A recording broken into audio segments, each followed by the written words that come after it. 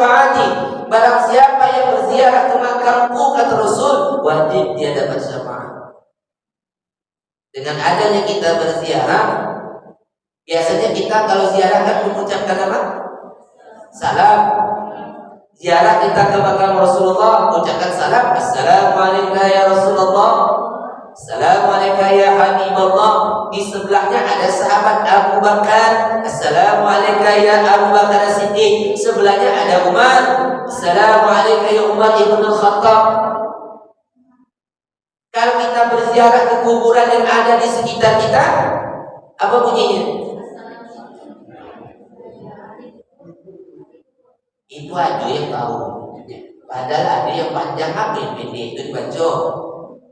Assalamualaikum ya ahli kubur, ya ahli diyar, ya ahli syuhada Uhud, minal mu'minin wal muslimin, yarhamullahu al-mustaqdimina minna wal mustakhirin, wa inna insyaallah bikum lahiqun, nas'alullahu lana wa lakumul afiyah. Apa? Apa tidak? Nak menghafal panjang-panjang tuh paling malas. Coba. Maka kita dianjurkan untuk berziarah. Rasulullah itu ziarah kubur atau tidak? Hah? Nabi itu ziarah kubur. Nabi ketika tidur di rumah Aisyah, malam hari keluar, Aisyah curiga, ini Rasulullah pas giliran dia kok pergi keluar, jangan-jangan dia pergi ke rumah istrinya yang lain. Diikuti dari belakang, rupanya Nabi masuk ke makam Baqi. Dari rumah Nabi itu, Masjid Nabawi itu ke makam Baqi lebih kurang 100 meter lah. Nabi masuk ke makam Baqi dan berdoa. Nabi ziarah kubur, iya. Nabi berdoa, iya. Kapan? Malam. Kita kapan? Bid'ah kita itu. Yang kubur itu bangunnya malam. Ngapung siang-siang. Jadi kalau ada yang melarang ziarah kubur siang-siang, berarti bid'ah. Nah, malam lah pergi. Sanggup? Saya pun tak sanggup.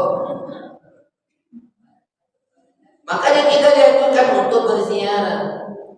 Nah, makanya Bapak Ibu yang dimuliakan Allah Subhanahu wa taala, kalau kita pergi berziarah itu adalah tujuannya untuk mengingat apa? Kematian. Tengok orang yang mati itu. Lalu tujuannya kita mengucapkan salam itu untuk apa? Kita ziarah, kita ucapkan salam itu apa? Otomatis salam itu kan mendoakan. Mendoakan keselamatan kepada ahli kubur kan gitu. Memang ketika kita mengucapkan salam itu mereka dengar atau tidak? Hah? Dengar atau tidak? Tahu dari mana? Nah, ini kita cerita kisah perang Badar itu. Nah, setelah perang usai, Nabi perintahkan sahabatnya untuk memasukkan mayat-mayat itu ke dalam sumur tua. Setelah dimasukkan ke dalam sumur tua itu, Nabi berdiri di samping sumur itu lalu berkata, apa kata Nabi? Wahai fulan bin fulan, apakah kalian sudah mendapatkan janji-janji dari Tuhan-Tuhan kalian itu benar? Sesungguhnya aku telah mendapatkan janji-janji dari Rabbku adalah benar. Umar yang di samping berbicara, ya Rasulullah, bagaimana mungkin engkau bisa berbicara dengan orang yang sudah menjadi bangkai ini? Apakah mereka mendengar apa yang kau katakan, ya Rasul? Apa kata Nabi? Wallahi demi Allah, sesungguhnya mereka mendengar apa yang aku katakan, tetapi mereka tidak sanggup untuk menjawabnya. Jadi mereka dengar, cuma mereka tak sanggup untuk menjawabnya.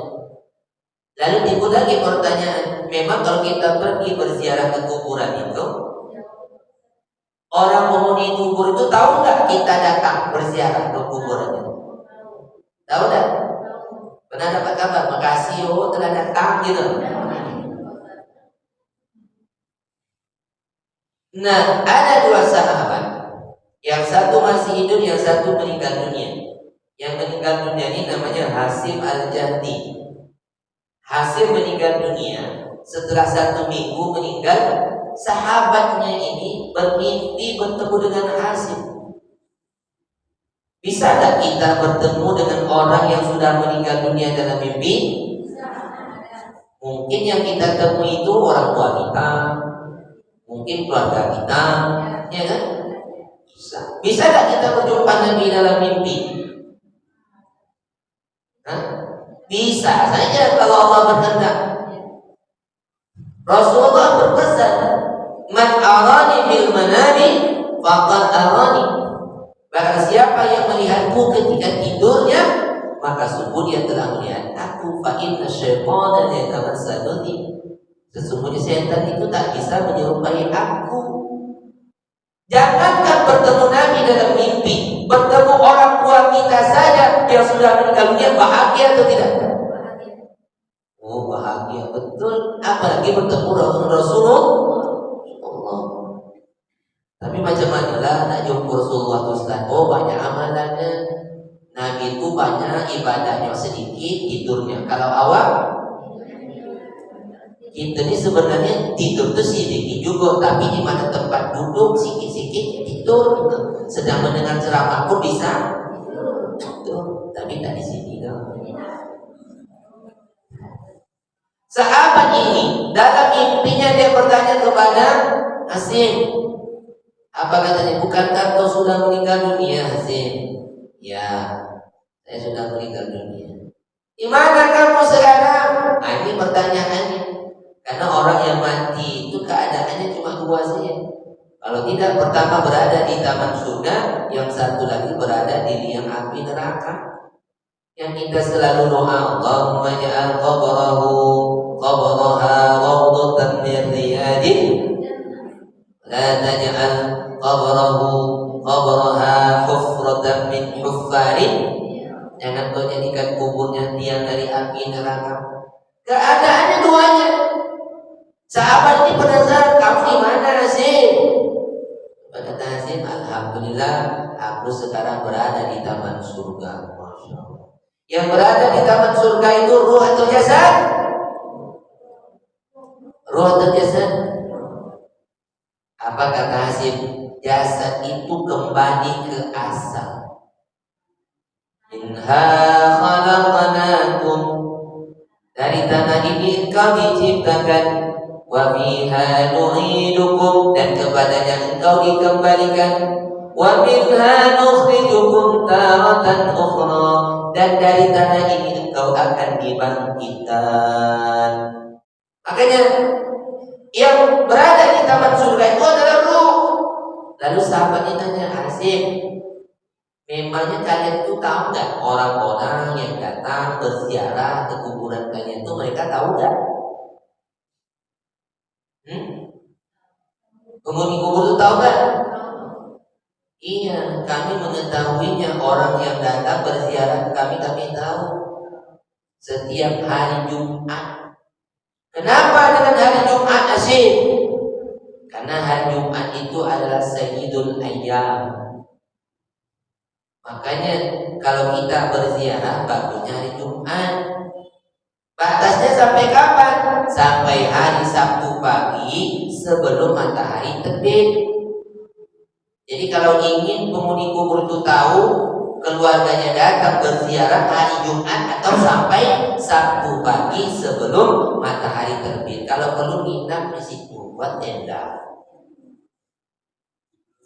Nah, apakah hari lain itu tidak tahu mereka, Ustaz? Nah, ada pula riwayat yang lain lagi. Berdasarkan dari keterangan dari anak dari paman Sufyan bin Uyainah, yang lelaki nama Sufyan. Anak dari paman Sufyan bin Uyainah sangat terpukul dengan kematian ayahnya. Karena saking sayangnya dengan ayahnya, akhirnya si anak ini setiap hari dia pergi ziarah ke kuburan ayahnya. Jadi anak dari paman Sufyan bin Uyainah ini nanti terjawab. Setelah dia lama tidak datang, akhirnya dia kena, udah lama akhirnya dia datang. Tiba-tiba kedatangan dia itu membuat dia capek, mungkin jalan jauh. Akhirnya dia tertidur di samping kuburan ayahnya. Disitulah dia bermimpi bertemu dengan ayahnya. Dalam mimpi itu apa katanya? Udah lama kamu tak kemari wahai anak. Apa kata si anak? Apakah ayah mengetahui kedatanganku? Ya. Setiap kali kamu kemari saya mengetahui. Saya sangat senang dengan doa-doamu, dan penghuni kubur yang ada di sekitarku juga senang dengan doa-doamu. Makanya Bapak Ibu, setelah mendengar mimpi itu dan dia rajin pergi ziarah ke kuburan ayahnya, yang disenangi adalah ayahnya doanya. Lalu bolehkah kita berdoa itu? Manfaatnya apa? Kan begitu. Abdullah bin Umar saja, anak dari Khalifah Umar, apa katanya? Sekiranya aku nanti meninggal dunia, tolong bacakan surah Al-Baqarah di kuburan. Al-Baqarah lebih panjang daripada Yasin. Apa manfaatnya kita berdoa? Mendoakan. Makanya kita mendoakan keluarga kita dan juga orang-orang yang ada di sekitar kita. Sebagai Rasulullah tadi mendoakan, Rasulullah mendoakan. Cuma kadang ada orang yang melarang. Yasin tak boleh, bukan pada tempatnya, kan begitu. Ya silakan yang punya dalil, yang punya fatwa, tapi jangan salahkan orang. Tujuan kita untuk berziarah itu pertama mengingat kematian. Tapi jaga etika ketika ziarah kubur. Orang kadang mengantarkan mayat, dia duduk di atas kuburan orang, santainya duduk di atas kuburan orang.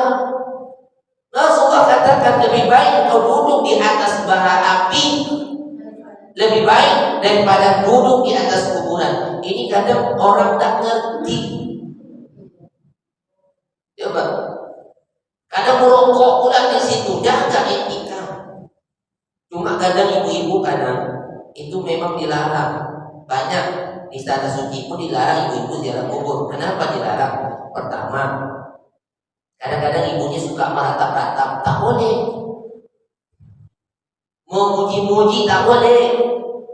Alhaakumut takasur hatta zurtumul maqabir. Kamu dilalaikan dengan banyak harta sehingga engkau pun masuk dibanggakan orang. Bulan kau dulu hebat, tak pernah kalah. Diazab orang menanti. Yang kedua, wanita itu dilarang untuk menjaga kebersihan. Kadang-kadang ada yang lagi haid. Jadi kalau ditanya tadi apa manfaat, kita berdoa, silakan berdoa. Ya kan? Tidak dilarang. Apa manfaat? Silakan berdoa, doa aja.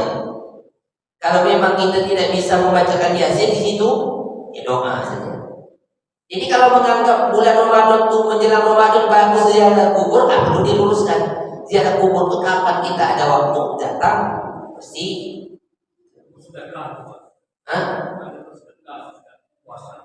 Nah, kalau kita sedekah, ya mungkin sedekah dengan orang-orang yang ada di sekitar. Ya niat pahala. Kalau datang ke kuburan tuh nengok, besok kita macam itu juga, ya kan? Jadi Bu Bapak, kita ziarah kubur tuh cuma ingin melunakkan hati aja. Hati kita tuh kadang keras, tapi nengok orang di dalam hati baru kita takut kan. Jadi mudah-mudahan dengan adanya kita melihat untuk pergi berziarah, untuk mengingat kematian, untuk melunakkan hati supaya kita semakin sadar karena kita akan mati juga. Mudah-mudahan dengan adanya kajian ini akan bermanfaat bagi kita bersama. Inilah yang dapat saya sampaikan di hadapan Bapak dan Ibu semuanya. Terima kasih atas segala perhatian. Mohon maaf bila mana ada kekurangan. Kita tutup dengan alhamdulillahirabbil alamin.